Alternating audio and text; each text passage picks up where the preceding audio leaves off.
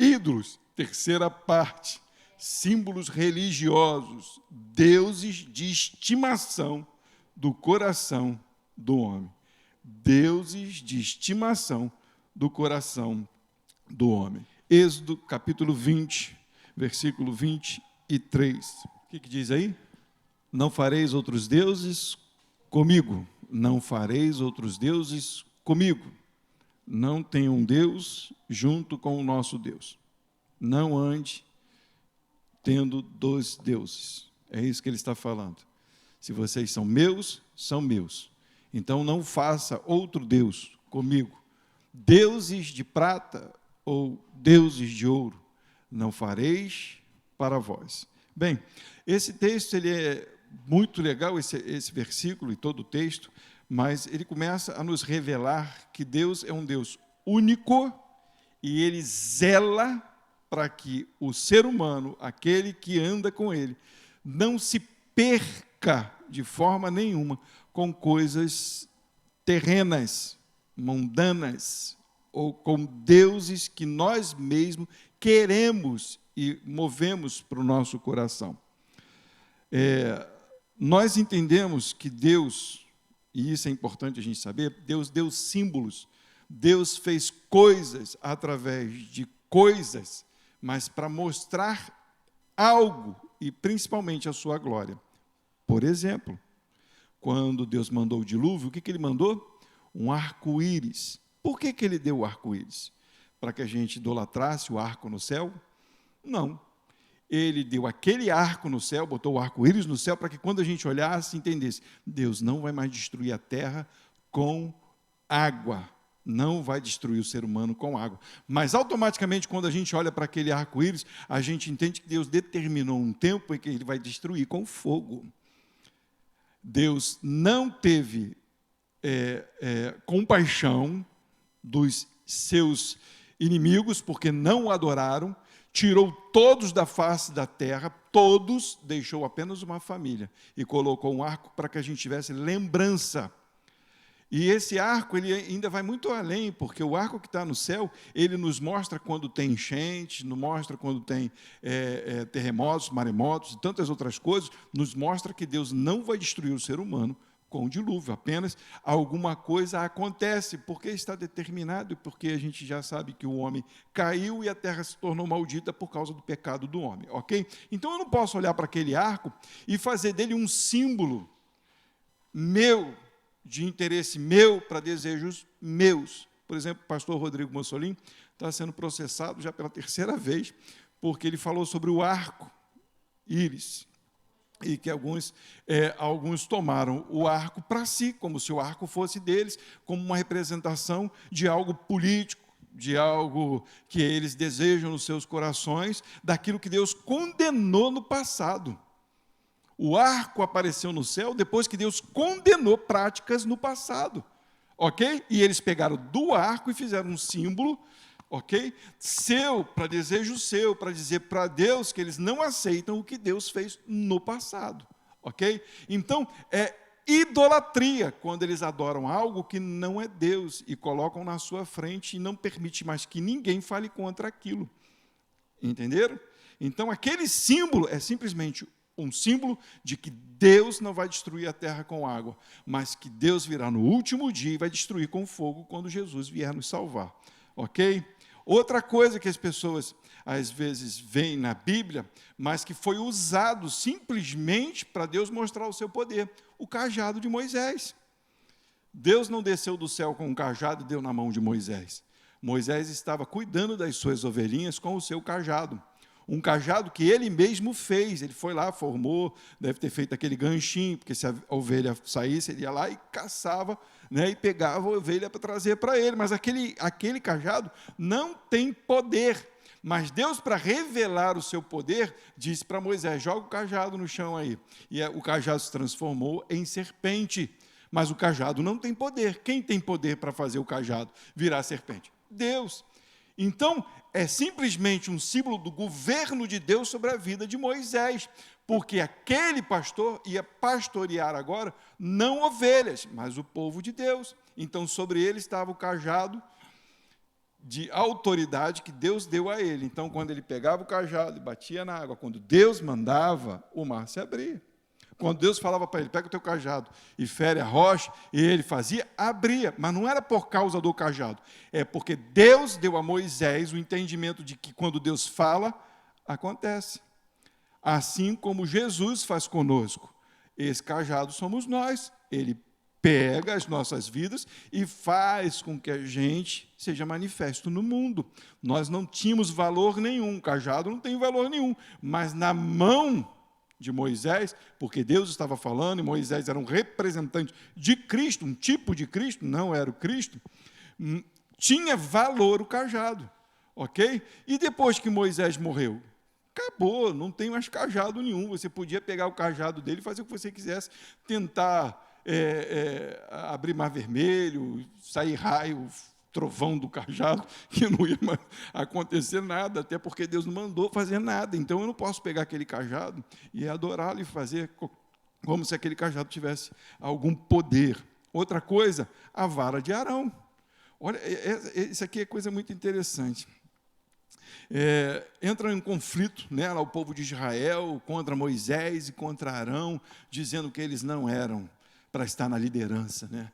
Quem era para estar na liderança era Coré, que era também da tribo de Levi. E aí ele vai lá e chama os representantes das tribos, das 12 tribos, e vai lá diante de Moisés brigar com Moisés e com Arão. Nós também somos santos. Nós somos santos. E aí Moisés, meu Deus, estão falando contra Deus, se ajoelha, clama a Deus, e aí fala para ele, se Deus não fizer algo interessante agora, algo diferente, Deus não está conosco. Aí a terra abre e engole aquele pessoal todinho. Aí vocês acham que acabou? Não!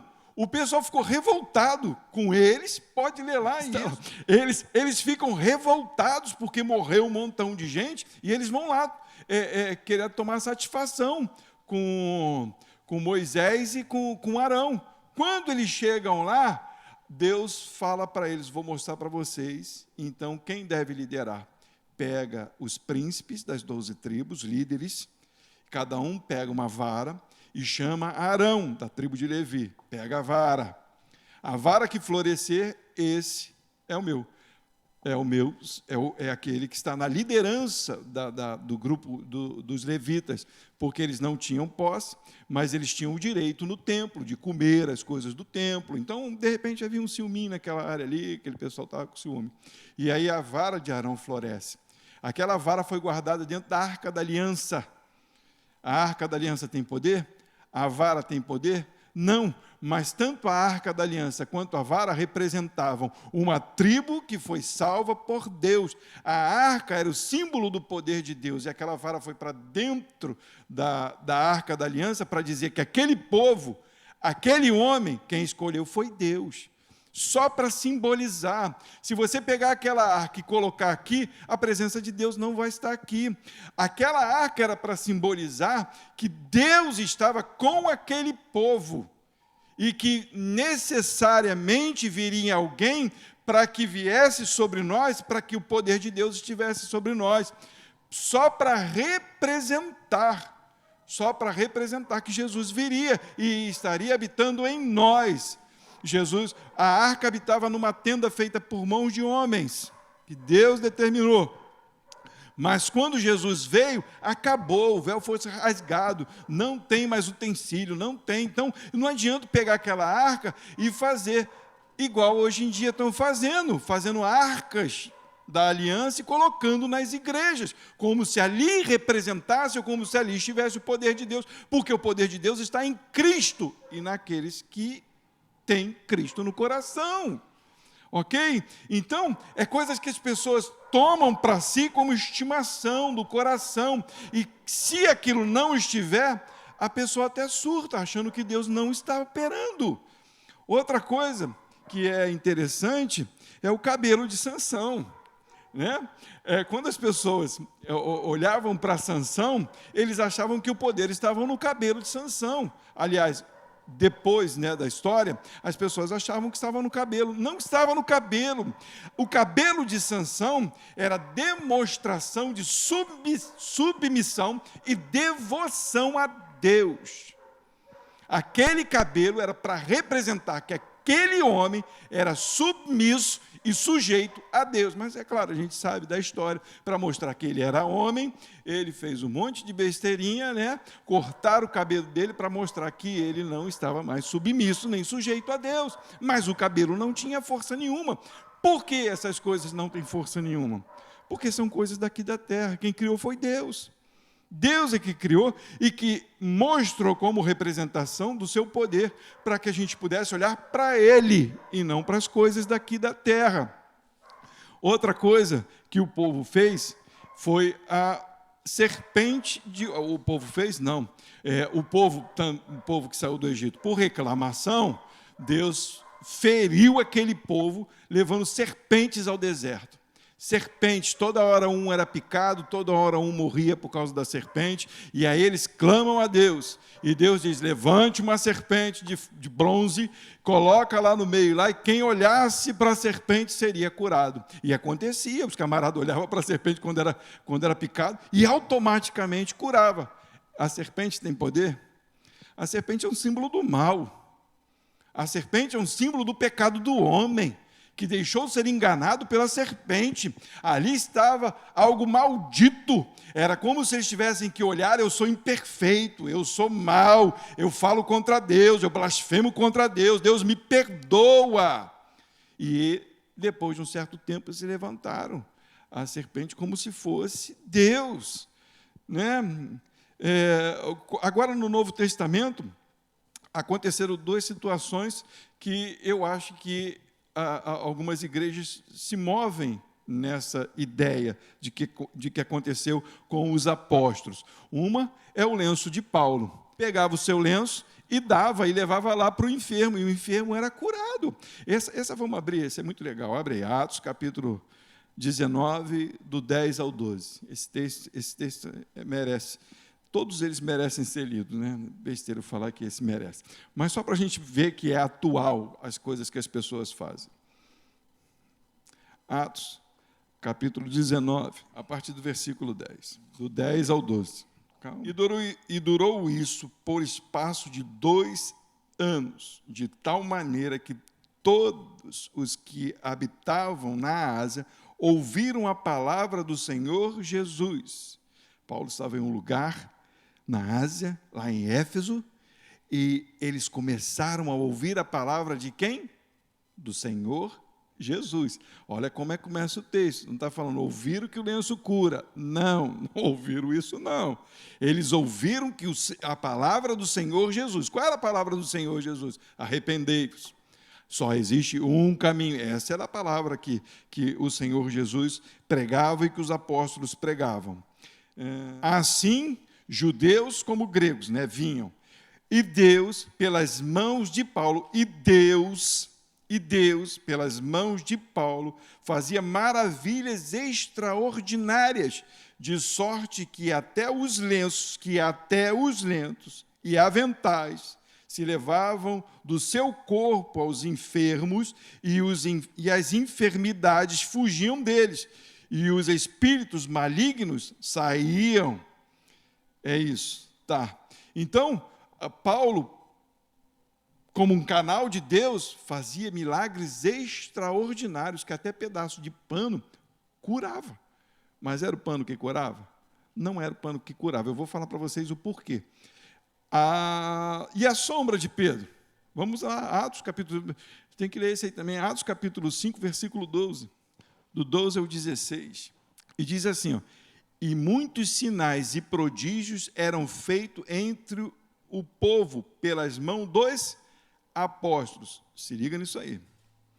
E estavam todos unanimemente no alpendre de Salomão.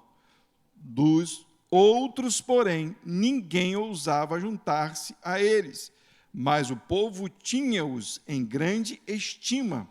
E a multidão dos que criam no Senhor, tanto homens como mulheres, crescia cada vez mais, de sorte que transportavam os enfermos para as ruas e os punha em leitos, em macas, para que ao menos a sombra de Pedro, quando este passasse, cobrisse alguns deles. Versículo 16.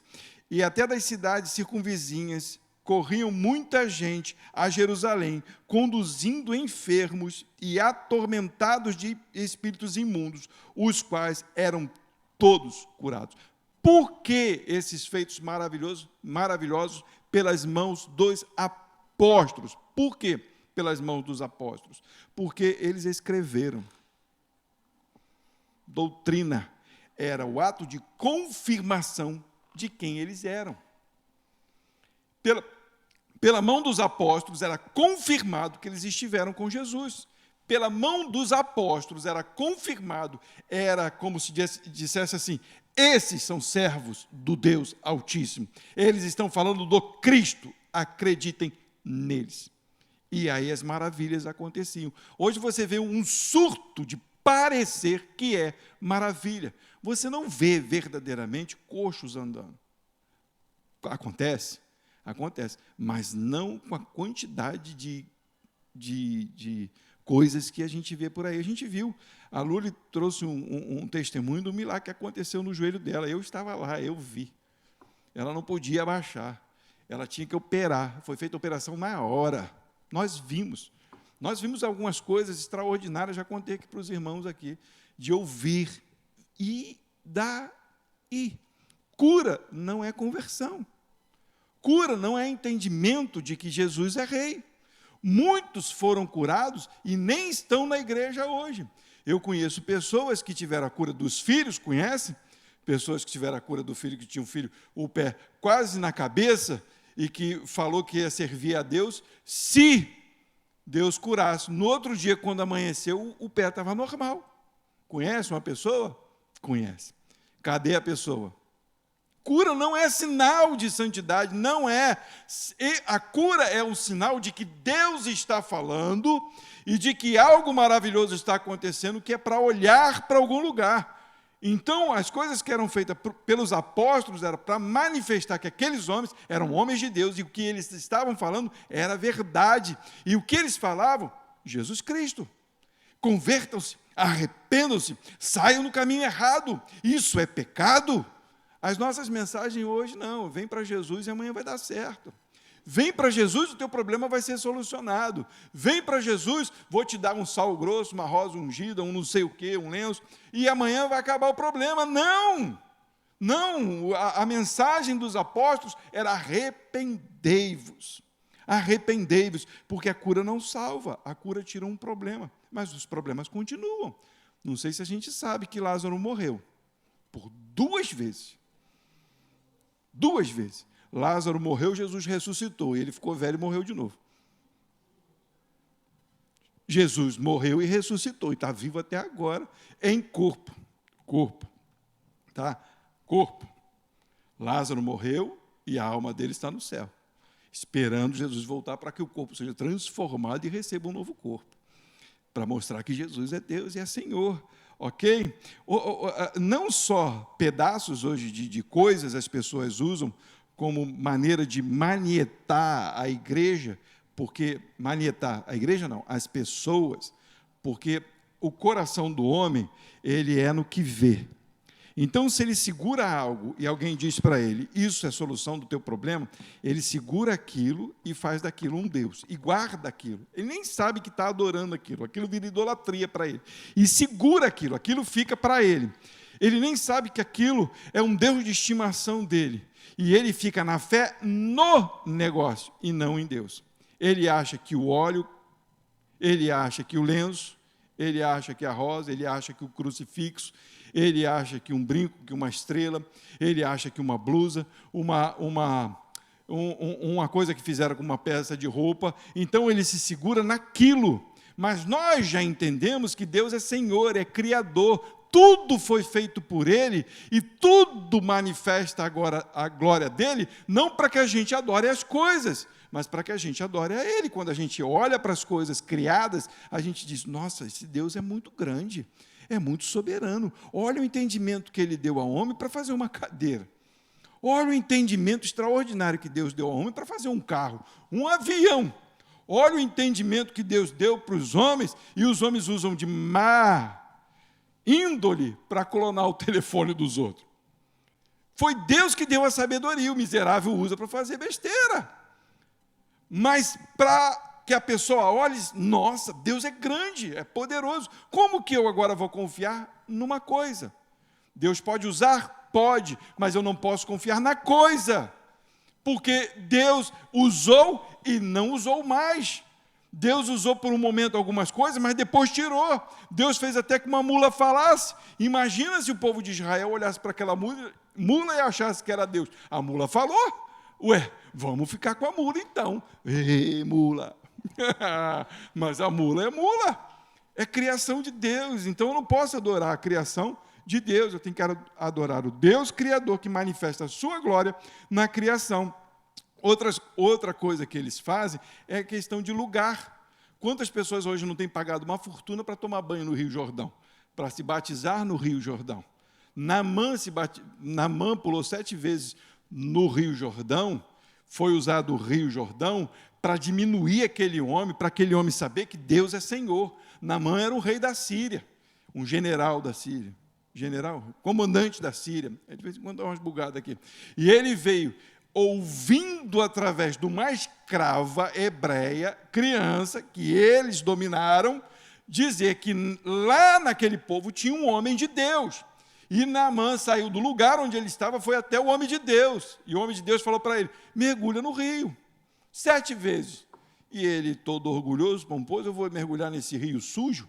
Vou mergulhar nesse negócio aí? Eu não, tem rios melhores lá. Aí o pessoal dele falou assim, Naamã, o que custa 7 vezes só? Vai lá, toma um banhozinho. Naamã foi lá e mergulhou, saiu limpinho. Nossa, Deus fez algo extraordinário. Mas era o rio? Não era o rio. Era para mostrar que Deus estava em Israel, era para mostrar que Deus estava com o povo hebreu. Não é para mostrar o rio. Aí a pessoa vai lá, vou me batizar lá no Rio Jordão, porque lá eu vou ser curado, lá eu vou sair transformado, porque lá é o lugar santo. Não, gente, não. Se for com conta gota que você for batizado, não faz diferença nenhuma, porque água não salva, água não purifica. Até os judeus tinham uma mania, isso era a mania deles, de lavar as mãos várias vezes. Lembra quando os judeus olham para Jesus e falam assim, seus discípulos não lavam a mão, eles acabam de vir do deserto, estão lá com a roupa toda suja, tudo fedorento, e vai e come. A gente ia ficar com nojo, não ia? Claro, mas não é porque a gente acha que eles vão ser limpados por causa da impureza na mão. Mas Jesus rebate eles falando que não é aquilo que eles comem que apodrece, não, é aquilo que sai da boca deles, é aquilo que está no interior. Porque os judeus faziam o seu santinho particular de fazer uma purificação, achando que eles eram mais santos que os outros, lavando a mão várias vezes, tomavam banho várias vezes, para se purificar. Essa água do mundo pode purificar alguém, gente? Não purifica. Não purifica. Tem gente que acha que... Eu já ouvi falar que quando as pessoas tomam banho de cachoeira, sai aliviado, né? Nós fomos lá em Conceição de Jacareí, e aí a gente foi para a praia, essa doida aqui de roupa, calça, toda arrumada para ministrar, a gente não levou roupa de banho, do jeito que estava, entrou na praia. Roupa totalmente decente, né? Estava bem crente na praia, e aí tomamos banho, aquele banho, nossa, um peso, uma dificuldade, aí a gente foi lá, tinha uma cachoeira do lado, tomamos banho de cachoeira, deu aquela revigorada. A pessoa que não entende, acha que ela foi limpa de algum mal. Olha como eu estou leve. Olha como... Não, é normal, você está pesado, está com sol no corpo, pegou sol para caramba, aí você vai lá na água gelada da cachoeira, dá aquele alívio. Isso é ciência. Água corrente, isso. Mas a água desse mundo não pode nos purificar, ela simplesmente pode representar algo espiritual, de que Deus, pela lavagem da palavra e pelo poder do seu Espírito, tira as mazelas, porque te faz entender o que é pecado. É isso. Mas as pessoas olham para o Jordão e dizem, vou lá, vou gastar 100 mil reais para ir no Jordão para me batizar, para eu poder virar crente de verdade. Quando chega no Brasil, as coisas continuam ali. Quando sair da água, se ele for cortado por alguém, ele começa a xingar as pessoas. Por quê? Porque o pecado está ali, não mudou nada. Não muda nada, porque aquela água não muda. Quem muda é o Espírito de Deus no coração dos homens. Outra coisa é um monte, né? Hoje a gente ouve falar que se você for orar no monte, você é respondido.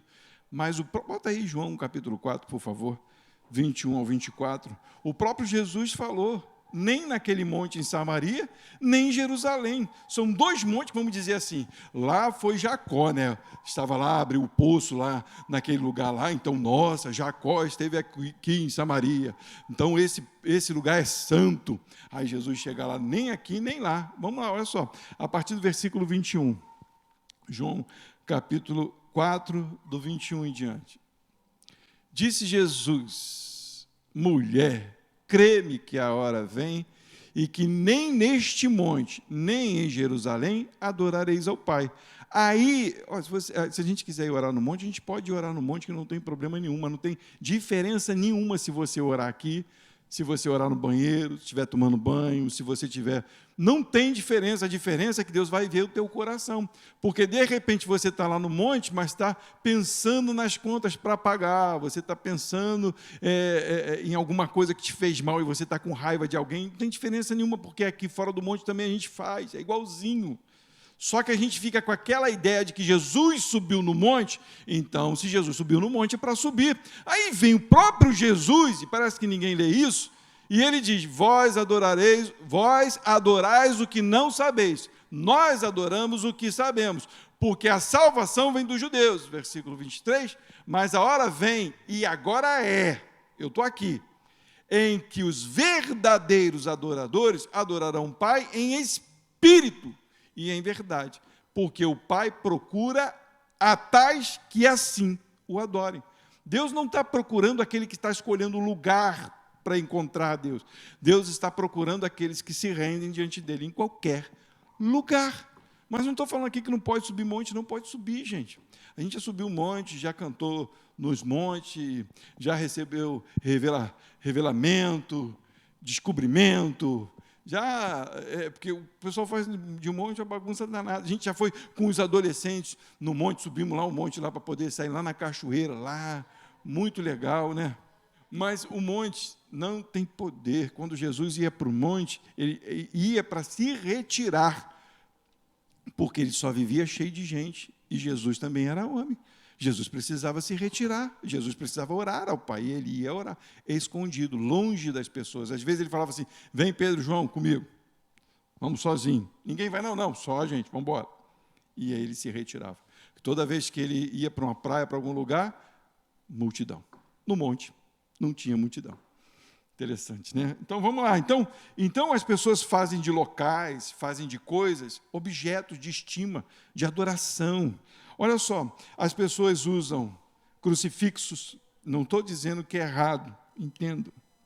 O problema é eu depositar a minha fé naquela coisa. Crucifixos, tapetes, terços, menorá, arca. As pessoas botam as coisas como se Deus só falasse se você usasse aquelas coisas. Coisa na cabeça, coisa no pé. Deus não vai falar contigo porque você botou esse negócio, não. Não! Deus vai falar contigo se Cristo estiver ali. As pessoas usam Bíblia. Pega a Bíblia, para não pensar que eu estou falando só mal dos outros. Falar mal de todo mundo. Pega a Bíblia e bota lá aberta, lá no Salmo 91, achando que a Bíblia vai resolver alguma coisa. A Bíblia não resolve, é papel. Isso aqui é papel. Ela só tem poder se o Espírito estiver falando comigo quando eu estiver lendo. Senão, não resolve. Senão, não resolve. Você pode botar ali que nem mosquito vai fugir do negócio. Porque é papel. Isso é papel. Expulsando, dando bibliada na cabeça dos outros. Deus tem misericórdia e age da maneira dele. Mas a gente precisa entender a quem a gente adora. E se a gente adora um Deus que fez os céus e a terra, e que a sua palavra veio a esse mundo, e que essa palavra me leva a Deus, eu me rendo a Ele e não olho para as coisas deste mundo. As pessoas usam correntes. Corrente, o que eu escrevi aqui? Mas não sei o que eu escrevi, não. Tá bom. Fitas, times de futebol, espero que aqui, mesmo que a gente torça para times, a gente entenda que tem gente que adora time. Tem gente que se mata para poder ir num jogo, mas para estar em comunhão com os irmãos, não. Isso é pecado. Ele está dando mais honra a um time de futebol que acaba, que não está nem aí para a gente, nem se liga que a gente vive, não está nem aí para um escudo, a gente chega a beijar e tudo, né, tá bom? Mas é verdade, eu não posso deixar de falar, não posso. Mas, por quê? Porque a gente tem como estima aquilo, a gente puxa para a gente e diz, é meu. Não, a gente precisa entender que Deus precisa estar na frente de tudo. Se o meu time vai jogar no dia do meu culto, no dia em que eu vou adorar a Deus, perdoe a expressão acadêmica, Márcio, aprendi contigo. Que se dane, porque o mais importante é o meu Deus. O mais importante é o que Ele fala ao meu coração. E eu revolgo todas as coisas, tiro todas as coisas do meu caminho para estar diante dEle. Porque tudo que está no mundo vai perecer, porque é criação dEle. Eu não posso adorar as coisas, eu não posso adorar turbantes, imagens, até a gente precisa falar dessas coisas, porque a gente gosta, né? Hoje em dia, quando você quer anunciar alguma coisa, você não simplesmente escreva, vem aqui amanhã que vai dar tudo certo, né? Vai estar o tal horário. O que você faz? Bota uma imagem por trás, correto? Às vezes, aquela imagem leva algumas pessoas a achar que aquela imagem é o objeto de adoração daquela igreja, ok? As pessoas veem um leão ou um cordeiro ou alguma coisa e vê, esse é o leão da tribo de Judá, é o cordeiro. É uma imagem que representa algo, mas que não é, porque ele se declara leão da tribo de Judá, mas ele não é um leão. As pessoas colocam um leão como se Jesus se transformasse no Aslan, né? Aquela coisa. Não! É uma ideia de que é um ser poderoso e que governa, mas que eu não posso olhar para aquilo como se fosse aquilo. E as pessoas, às vezes, olham e acabam tendo estima por aquilo, né? Faz um deusinho particular. Usa a blusa do leão e do cordeiro como se aquilo protegesse. Não, eu estou com o leão e com o cordeiro. O chofar, as pessoas... Eu já toquei muito chofar. Nunca toquei chofar achando que a presença de Deus fosse, não, porque eu me amarrava em tocar aquele negócio. Mas a presença de Deus não vem por causa do chofar, gente. Não vem. Aquilo era um símbolo dos atalaias para dizer que vinha a guerra, ou para dizer que era para adorar o Senhor, era um símbolo. Ouçam a trombeta, é hora de adorar. E o povo saía, não era para adorar o chofar, era para adorar a Deus. Ouçam o chofar, olha aí, está vindo o inimigo. Então, era essa a ideia. E as pessoas montam o chofar para dizer que Deus está aparecendo quando está tocando. O que acontece, realmente acontece, porque o movimento está tão gostoso no lugar, que parece que o ambiente muda e você fala, Deus está presente. Mas se eu digo que Deus está presente só porque eu estou emocionado, tem alguma coisa errada. Porque Deus é presente, Ele é Deus. Até na hora que a gente está no erro, alguma coisa, Ele está ali. Tanto é verdade que você sabe que está errado. É ou não é? Ele te acusa logo. Olha, eu estou aqui, eu estou vendo o que você está fazendo. Então, a presença de Deus não pode ser chamada por objetos, porque o Espírito de Deus está em mim. Então, Ele já é, Ele está. Então, essas coisas precisam estar bem firmadas no meu e no seu coração. O idólatra tem o costume de se apegar às coisas achando que Cristo não é suficiente. Isso eu já ouvi de pastores, falando que a gente precisa fazer sacrifício, porque o sacrifício de Jesus não foi suficiente. O sacrifício de Jesus foi suficiente para te levar ao céu, mas para o resto, se você quer ser rico, se você quer ser curado, dá dinheiro, dá dízimo. Se você quer, você precisa fazer você precisa fazer alguma coisa. Não precisa. O sacrifício de Cristo já cobriu tudo aquilo que tinha que ser coberto. Agora o que eu preciso fazer é me dispor a ouvir a voz do Espírito para ver o que o Espírito quer de mim. Se é para dar oferta, se é para ajudar alguém, seja lá o que for, mas é segundo Deus e não segundo o que um homem me falou. Por isso que eu falei da questão do estudo. A gente precisa ver o que as pessoas estão falando, não acreditar só porque falou, mas eu conferir. Por quê? Porque eu sou homem falho. Vocês sabem que eu sou falho. E vocês vão acreditar em mim completamente? Vocês têm que ter sempre um olhar em Deus, completamente em Deus. Confiem no pastor, se o pastor estiver. Vocês já ouviram algum pastor falando assim? Não, né? Só eu. Não, mas desconfiem, até porque eu já preguei coisa aqui, que no outro dia, meu Deus, por que eu falei aquilo? Não tinha nada a ver. Minha mente deu uma confusão danada, e quando eu vi, eu estava falando o que não era para falar. Então, a gente precisa estar percebidos como um povo que ama a Deus, de não permitir que coisas entrem e atrapalhem o nosso culto, principalmente objetos que a gente coloca em nossa vida, achando que aquilo vai corroborar, ajudar a obra de Cristo. Não vai. Alguém fala para você, essa caneta vai ajudar você para resolver o teu problema. É em nome de Jesus. A caneta vai ajudar a resolver o problema. O que Cristo já fez, já resolveu o meu problema. Mas, pastor, a gente não passa por dificuldade? O próprio Cristo falou, no mundo tereis aflições. A Bíblia ainda fala o seguinte, Paulo lá em Romanos capítulo 8, ele vai falar que as aflições deste tempo presente não são para comparar com a glória que há de se revelar. Quer dizer, nesse mundo, nós passamos por tribulações. Nós sabemos, e já preguei sobre isso, que no inferno é deprê total. No céu, a alegria total. E na terra, altos e baixos. Para que a gente entenda, não quero ficar em deprê total não, porque aqui já é ruim. Imagina no inferno. Eu quero sentir esse momento de alegria. Onde que eu vou sentir isso? No céu. Só tem um caminho. Então, aqui na terra, para que a gente se ligue nisso, não usando coisas do mundo. Ok? Então, o que a gente vai fazer? A gente vai tirar, vai derrubar, vai arrancar, a gente vai olhar para dentro de nós para derrubar, para destruir os nossos deuses de estimação. A gente tem que olhar para a nossa vida e ver se não existe deuses de estimação no nosso coração. Se a gente não usa santinho, se a gente não faz das coisas que a gente aprendeu, aquilo como se fosse para a nossa salvação. Tem gente que usa apostila, cursos, métodos. Tem gente que acha que naquele curso, naquele método, ele vai encontrar Jesus. Eu conheço pessoas assim, que eles falam tanta asneira dizendo que conhece a Deus por causa que leram uma apostila.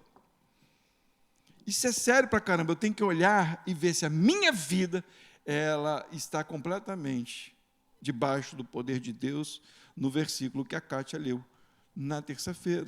Buscai a Deus em primeiro lugar, e as outras coisas vos serão acrescentadas. Em suma, eu acrescento, me busque. Eu acrescento aquilo que é necessário. Abre comigo aí, eu já vou correndo para o final. Salmos, capítulo 20, versículo 7, do versículo 7 ao 9. O que fala aí? Uns confiam em carros, outros em cavalos. A gente pode colocar isso de tudo que há no mundo. Tudo. Uns confiam em dinheiro, uns confiam na sua beleza, uns confiam no celular, uns confiam em jogador de futebol, uns confiam em time, só uma espetadinha. Uns confiam no filho, confiam no pai, confiam uns confiam, só estou falando, só é mensagem. Uns confiam. Aí ele vai falar assim, mas nós faremos menção do nome do Senhor. Em suma, ele está dizendo o seguinte, o meu Deus, eu vou falar porque eu não confio em nada desse mundo. Ele continua dizendo assim, uns encurvam-se e caem, mas nós nos levantamos e estamos de pé. Salva-nos, Senhor. Ouça-nos, o Rei, quando clamarmos. A direção do nosso clamor, a direção da nossa vida é diretamente com o Rei, é com o Senhor. Então, a gente não pode se prender às coisas deste mundo, mesmo que elas pareçam ser fortes, porque tanto o carro quanto o cavalo era aquele objeto, utensílios de guerra, de coisas de poder. É para dizer assim, você não pode confiar naquilo que pode te ajudar na batalha. Não, confia no Senhor. Você está com uma metralhadora aqui, né? O inimigo vem contra você. Aí você, eu vou confiar na minha... É como se ele estivesse falando isso. Não, a minha confiança está no Senhor. Entenderam? Estou aqui armado até os dentes. Pode vir o mal que vier contra mim. A minha confiança não está no meu armamento, está no Senhor. É isso que está dizendo. Eu não me ajoelho a isso. Eu me levanto e clamo o nome dele. Último, Gálatas, capítulo 4, do 7 ao do 7, acho que é 11. Então, o pessoal de Gálatas, eles receberam o Evangelho. E aí, com muita alegria, eles fluíam no Evangelho. Aí vieram os surtados judeus que disseram, que diziam que acreditavam em Jesus e falavam assim, Jesus não é suficiente. você precisa se circuncidar, você precisa ir em Jerusalém adorar, você precisa guardar o sábado, você precisa um monte de coisas, você precisa guardar as leis, coisas que o Senhor já tinha acabado. O Senhor Jesus, que era aquele que viria, que era representado pelas ofertas, pelos holocaustos, pelo dízimo, pelas coisas que eram feitas no passado, já estava ali. Então, as coisas agora que nós fazemos é por amor. A gente não sacrifica mais, a gente não precisa se circuncidar, a gente não precisa guardar dia, a gente não precisa mais nada disso. Por quê? Porque o Senhor já fez, já deu o que era para dar. E aí aqueles judeus vinham e falavam, não, senão você não vai ser salvo. Você só pode ser salvo se você fizer isso e aquilo. E aí Paulo escreve para esses camaradas, olha aí, versículo 7. Assim que já não és mais servo. Olha aí, vocês não são servos, vocês agora são filhos. E se és filhos, és também herdeiros de Deus por Cristo. Em suma, você já mora com Deus. Se realmente teu coração está em Cristo, você é herdeiro. Herdeiro, você não vai alcançar a herança ainda. Você não precisa fazer de nada para alcançar a herança. Você não tem herança nesse mundo. Esse mundo não. Mas Deus já determinou sobre a tua vida, dos cristãos, daqueles que têm Jesus como caminho, que você também é herdeiro de Deus. Então, tudo que tem nos céus é seu, porque você é herdeiro, por causa de Cristo. Mas quando não conhecias a Deus, servir aos que por natureza não são deuses. Exatamente o que nós estamos falando. Quando a gente não conhecia a Deus, a gente servia as coisas, a gente fazia das coisas nossos deuses, porque a gente não conhecia a Deus. Mas agora, conhecendo a Deus, ou, ele dá aquela corrigida bonita, né? Antes sendo conhecido por Deus, como tornais outra vez a estes rudimentos fracos e pobres, às quais de novo quereis servir. Caramba, Jesus já livrou vocês, e vocês querem praticar coisas do passado de novo, vocês ficaram doidos. Vocês querem fazer aquilo como antes, quer usar das coisas.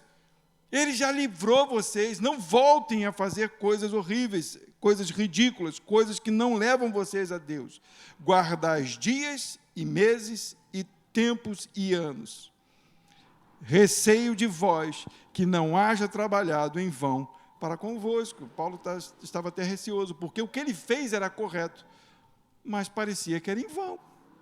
Então, Paulo trabalhou tanto, anunciou o Evangelho, falou do amor de Jesus, falou que a graça bastava, falou que eles eram herdeiros. Aí vem uns, caiu, amoleceram, voltaram para o mundo. Já estavam no céu, voltaram para o mundo. É o que acontece quando a gente não presta atenção em Deus e nas coisas de Deus e permite com que coisas dominem o nosso coração. Nós não podemos fazer deuses de estimação. Nós não podemos fazer das coisas como se elas fossem a nossa proteção, como se eu não tivesse aquilo, eu não vou conseguir superar, não vou conseguir passar. Tantas coisas a gente faz pensando que por a gente fazer as coisas, Deus vai ver e aí vai liberar as coisas. Não façam isso. Tudo que nós fizermos, Deus, é da tua vontade, eu me encontro aqui diante do Senhor para louvor e glória do teu santo nome, que seja feita a tua vontade, mas eu vou honrar o teu nome, não vou usar das coisas para agradar o meu coração, eu vou clamar ao Senhor. Então, o que nós vamos fazer e orar esta noite? Nós vamos orar para que Deus tire de nós os deuses de estimação. Eu vou ser sincero com os irmãos, todos nós, às vezes, nos agarramos a coisinhas, todos nós. Não falei para menosprezar ninguém, não, mas, geralmente, todo ser humano é idólatra, todos nós temos uma coisinha que a gente admira tanto, e que se aquilo não tiver ali, a gente fala, vou morrer, né? Geralmente é dinheiro, mas por que é a raiz de todos os males? Porque parece que com o dinheiro a gente tem poder para fazer as coisas. O papel, o problema não é o papel, o problema é que a gente olha para aquela situação e sabe se aquela situação estiver no nosso bolso, a gente pode comprar tudo e a gente se engana. A gente estava conversando outro dia E a gente vê pessoas que prosperaram muito na vida e que têm problemas que um pobre não tem. Às vezes de enfermidades tremendas na família, que o dinheiro praticamente todo vai em enfermidades. Enfermidade. Às vezes a gente fica olhando para aquele cara, acho que tem um carro novo, acho que está tudo bem, quantos estão em depressão? Porque dinheiro não é salvação, dinheiro não é solução. A nossa solução é Cristo. E se Ele nos der, que a gente abençoe, que a gente ajude, que a gente não esteja preso, que a gente não use do dinheiro para se amostrar para as pessoas, dizendo, olha como eu tenho. Não, se Deus der, glória a Deus, a gente constrói uma igreja maneira. Mas se Ele não der, a gente vai continuar adorando Ele, porque para a gente não faz diferença. Para a gente o que faz diferença é se Ele não estiver em nós. Se Deus não estiver no nosso coração, aí, meu irmão, aí acabou. Aí não adianta mais nada. A nossa alegria vai ficar nesse mundinho aqui que vai terminar, vai acabar. Mas a nossa esperança é o Senhor. Eu quero ser, Senhor. Eu quero ser, Senhor amado,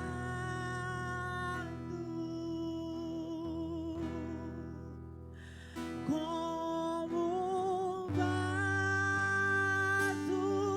nas mãos do oleiro. Quebra-me